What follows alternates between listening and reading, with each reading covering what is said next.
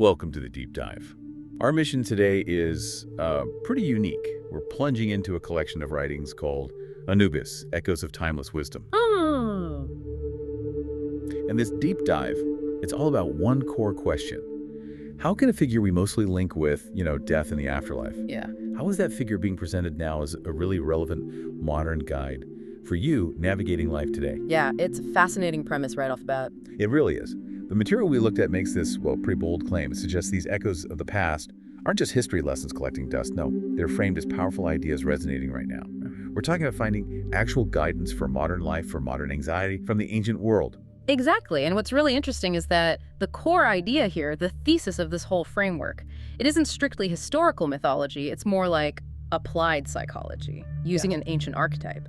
The goal is clearly to pull out what the text calls timeless wisdom, and the argument is pretty direct. This framework, this way of thinking, it still matters today. It supposedly offers a very specific path for dealing with our inner lives, and our external ones too, using the kind of authority you get from an archetype linked to, judgment and measurement. Okay, let's unpack that. Starting inside then. The framework really seems to spend a lot of time on internal growth, on strength. So if this figure is our guide, how do these ancient concepts actually translate into personal development? It needs to be more than just, vague self-help talk. Absolutely. And it is. The material frames this personal growth as the path of transformation, but crucially it emphasizes that the journey continues. And that's vital, I think, because it tells you right away the wisdom here isn't about a single fix or like a one-time epiphany. No, it demands continuous work, perpetual self-assessment, really. It's about building that internal self so it's ready for that metaphorical weighing they talk about. I like that emphasis on continuity. Yeah. But let's tackle the kind of paradox here. We're talking about a guide associated with, final judgment. Yet the material promises help in finding inner peace. It even suggests this figure brings comfort. Wait a second. How can a deity linked primarily with that ultimate transition possibly bring comfort? That feels like, a huge leap in interpretation by the authors, doesn't it? That's an excellent point, a good challenge. The comfort, as presented, isn't about avoiding difficulty. It's about achieving integrity. You think back to the mythology, the heart is weighed against the feather of Ma'at, right? Truth, balance. So peace, in this ancient view, isn't just relaxation, it means moral consistency. The text implies the comfort comes from knowing you've lived with the integrity needed to essentially pass that test. You find peace through accountability, not by avoiding it. Okay.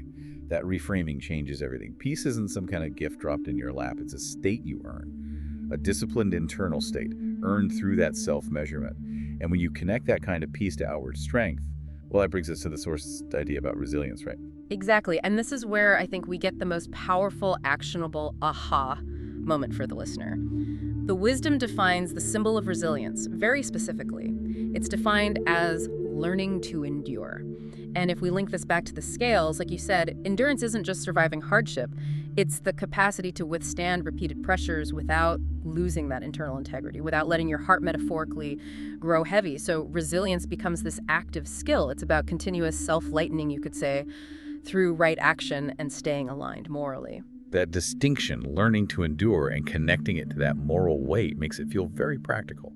But hang on, isn't framing resilience as constant endurance kind of counterintuitive? Especially with modern self-care advice, which often talks about stepping back, avoiding triggers. How do these ancient sources square that? That's a fair question. The material seems to tackle this by suggesting that a lot of modern self-care confuses, let's say, temporary relief with real structural strength. To endure, in the way this framework means it, you have to build that structure. The ancient concept sees difficulty almost as necessary practice. If you keep stepping away from the assessment, from the pressure, you never actually strengthen that metaphorical heart. This guide demands you face the test, and in facing it, you become resilient. Okay, so the inner framework is becoming clearer. Peace through integrity, transformation as an ongoing thing, and resilience through disciplined endurance. All right, now let's shift gears.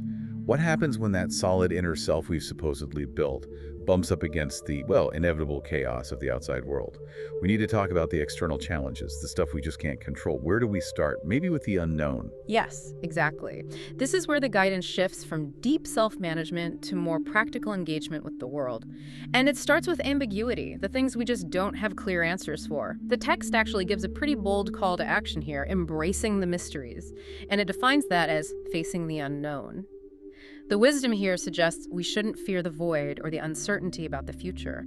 Instead, we should adopt the posture of the ancient guide, someone who knows the path through darkness, even if we can't see the final destination ourselves.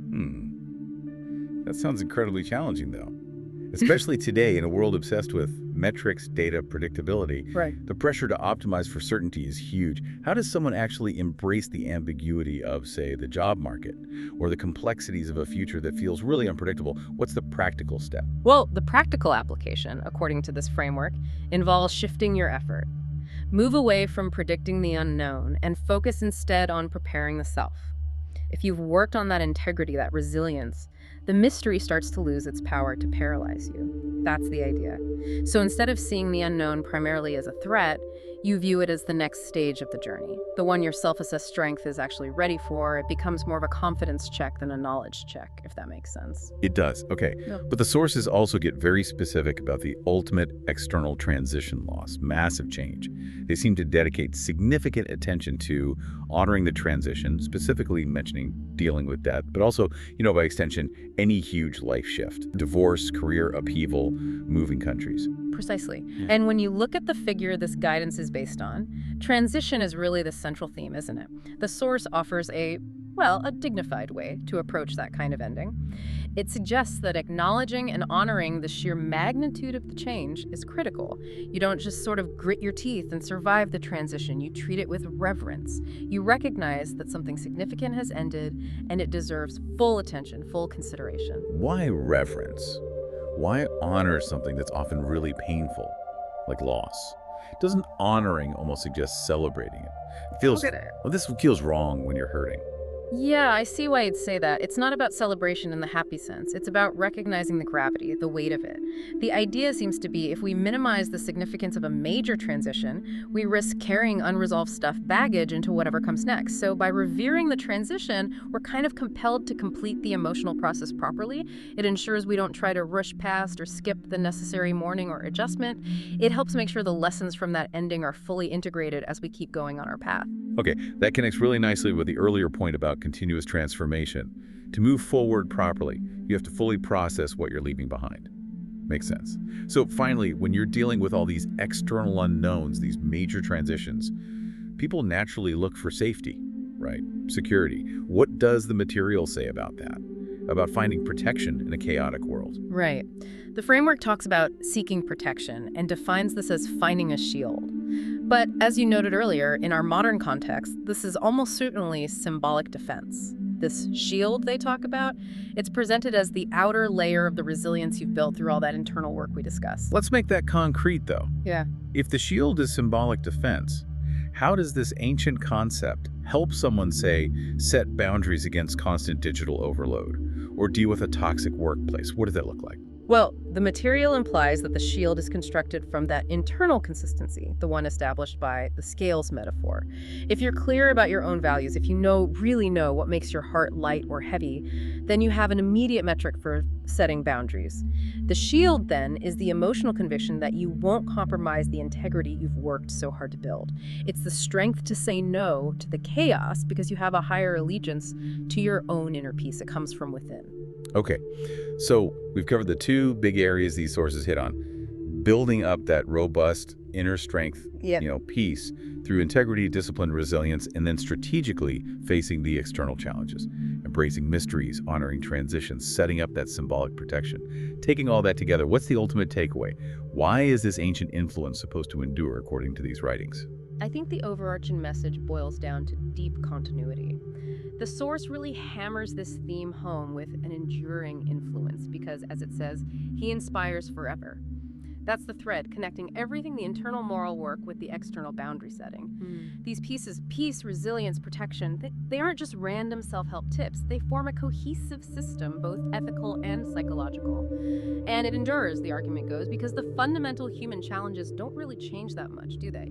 The need for comfort, the fact that change is inevitable, the struggle for integrity, those remain constant across time. Which brings us right back around to you, the listener, right now. The framework is clearly trying to serve a very immediate practical purpose. It frames this ancient guide and these related virtues as a system, a practical system for navigating the noise, the complexity of 21st century life. It demands discipline, yes, but it also offers pretty profound support in return. This has been a really insightful exploration, I think, into how we can extract ancient systems and think about them for modern application. We've definitely pulled out some strong nuggets from this framework. We looked at the importance of learning to endure, not just surviving, but seeing it as an active skill you build on self-integrity. We emphasized the necessity of honoring the transition, treating major changes with that kind of reverence. And we found the practical power that comes from embracing the mysteries, focusing on preparing yourself rather than trying to predict all the chaos. Yeah, and if this wisdom is truly timeless, we really have to appreciate the synthesis happening here. We've seen how these sources seem to prioritize universal psychological truths like the constant need for self-assessment and integrity, maybe even over pure historical detail. It makes the figure less a literal deity of death and more of an archetype for self-mastery, doesn't it? It really does. And this leaves us with a final, maybe provocative question for you listening. If these ancient echoes of the past really do resonate today, which common human fear or challenge that we talked about, maybe the unknown or transition or that need for endurance, which one do you feel is most effectively addressed by finding that hard-earned inner peace, the kind based on internal integrity? Think about where that continuous self-measurement, that weighing of the heart might be needed most in your own life right now.